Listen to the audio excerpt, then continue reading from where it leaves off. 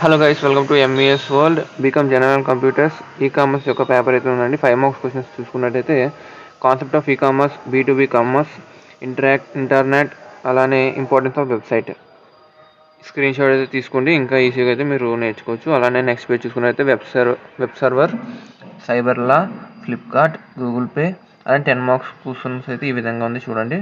Outline the advantages of e-commerce, nature and scope of e-commerce. అలానే next page చూసుకున్నట్లయితే screen shot తీసుకుని ప్రతిదీ కూడా